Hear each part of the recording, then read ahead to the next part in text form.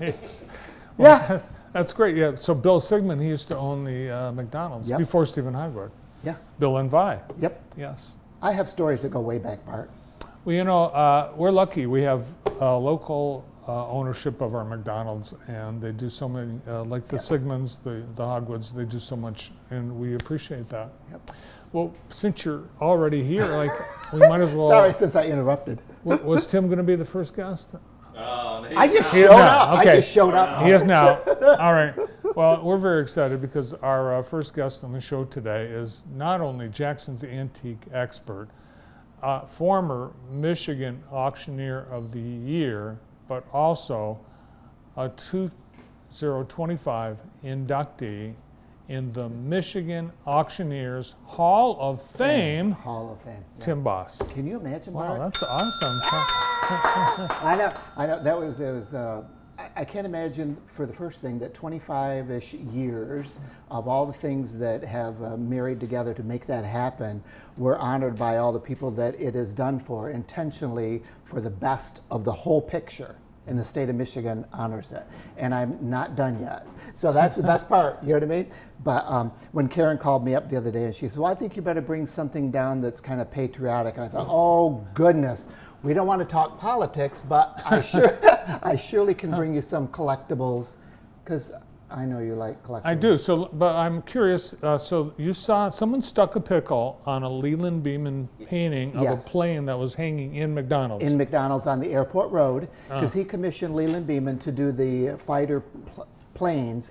And when I was there I was probably 16, 17, I seen that pickle and it was so disrespectful to me that I got up, I asked the folks for a ladder, and I got up on a ladder and I got it off, and when I told Mr. Sigmund about it, it kind of brought tears to his eyes. And I said, well, will you do me a favor? Since I did you something, you do me something. Will you donate those to the museum?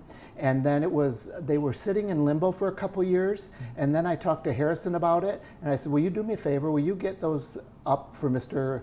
Vi and Bill so that we get to see them and enjoy them? And they were on display for close to 2 years over here at the big V-shaped auditorium area over there. So yeah. Awesome. Well, that's good news. The True Community City correct. Square. Yep. Yes. Yeah. What'd you call it? The V-shaped auditorium? The V-shaped roof. Yeah. Oh, it does. It is a V-shaped roof. Yeah. Yeah. It's the mural. That park gets a lot of activity. A lot does. of really good stuff happens there too. Yeah. Very busy. Yeah. All right. Yeah. Obviously, the 4th of July is this Friday. 4th of July, red, white, and blue. We're patriotic. You yourself are in blue and white. Yeah, just don't show my legs. Here we go.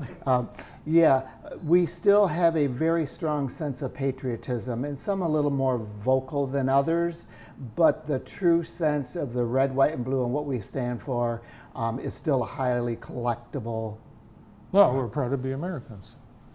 Yeah, in fact, I brought you the CD, Lee Greenwood, Proud to be an American. Right, so what a tie-in there, right? Yeah, how about that? Yeah. So, collectibles, antiques, we obviously can't have anything older than 1776 but you probably don't go back. Do you have anything? We don't have anything quite that old. Remember the centennial celebration that happened in 1976? Yes. Okay, we have some of those type of collectibles, like 50-cent pieces. There's some small touristy trade things. We're taking into consideration that was a 100-year celebration, which is now how old? Well, next year we're going to have 250th. So, can you imagine? Is that right? Yeah. So patriotism is still going strong. The types of collectibles that we see have changed over the last several years, where we used to see changes in a 20-year, 10-year, 5-year, 2-year. Now we see it yearly with a dramatic change in what the supply and demand, fad, all dictate the mobility in collectibles right now, not necessarily antiques.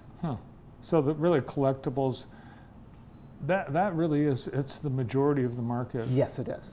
Antiques, and we've heard stories, and you've told them yourself, where Someone has this wonderful china collection, you know, from the great-great-grandma that's been passed on, and they don't want it. They don't want it. No, no.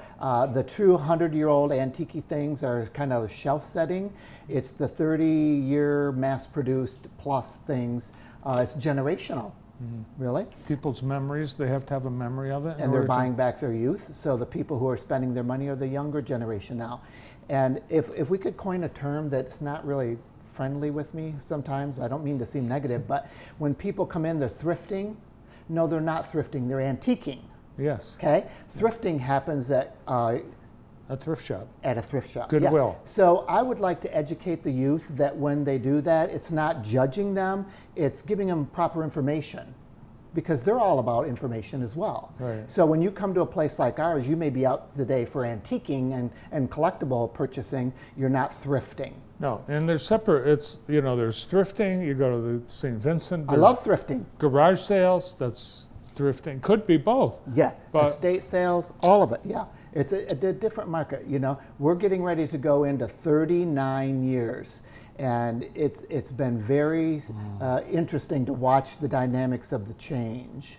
And I think we're getting ready to go into another change as well. Generational change. Yeah. Someday you yourself will be an antique. I hope so. Will I be able to come on? Will you do a Smucker jar of me? But I can see it. Oh boy, he was wrinkled up before, but now look at him. He's like an Applehead doll. On Friday, we went to the Michigan Central station in Detroit. That's unbelievable. But they've been able to preserve a lot of the relics of the history when they decided they were going to restore that building. Sure. They needed, because it had been stripped. Oh. So they didn't know what the cornices looked like. They didn't know what any of. So they issued a call. Hey, did anybody steal anything? Please bring it back. No questions asked. Sure. And they did. Oh, how it came back wonderful is like tons of stuff. Well, we see that. Look at your building. All your tin ceiling is still here. You know what I mean? You're pulling it along its generation with altering it to your current use without disturbing its natural beauty. And that's kind of what we've done to our antique. Exactly, your building. We're like a shell that has just historically brought things and people together. And that is so proud that we've been gifted this opportunity. One, it costs us our life, cost us our money, cost us our time. You're known as the JTV Bart man who owns the Townley studio. That, you know what I mean? We remember all that stuff.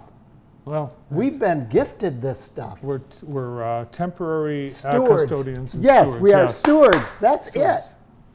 Let's take a look at some of these items you brought in, because people might want to run down and buy them.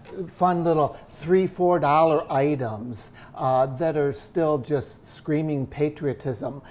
Flags, the little political collection that I brought you down here on the floor. Is this like a 48 star flag? Is this 50? I think it's a 50. Okay. Yeah. But tables, put them anywhere. You can, look at here. Look at that cover. Is that not a great cover on your LPs? And you know vinyl is so very popular right now. It's still in plastic. Yeah. Oh, well, you put it in plastic. It may have been that way. You're right. Reframed things.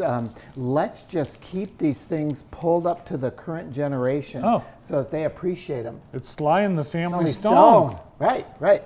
This shows our time frame, because we used to jam to that stuff.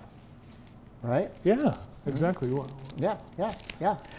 Picnic baskets, summer mode, collectibles, Melmac, you name it. Remember Aunt B used to bring one of these down to the courthouse for lunch for Andy and Bernie?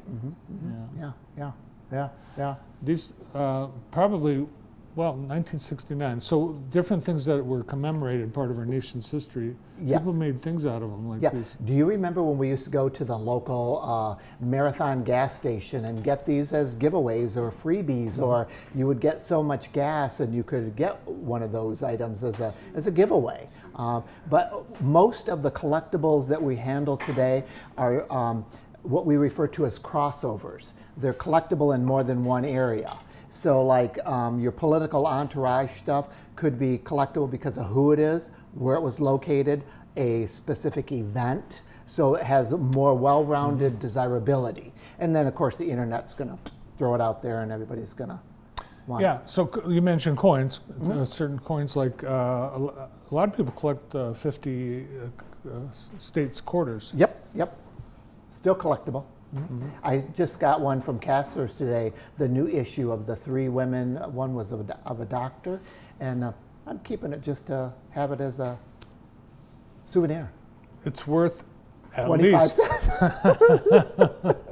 Right. And then for the wall, you've got some neat things. So people might be planning a 4th of July picnic and they need a little something. We will be closed 4th of July because we have always honored our holidays as national holidays and federal, and we will close down. And I always do like fumigating, bug bombing, and I do cleaning, and I do all that kind of stuff. So when we open back up, we're fresh again. But you don't have bugs. No. No. You know what's very strange? We've never had a varmint or bugs in our building in 39 years. If anybody's brought them in, it's been on themselves. Even a bat?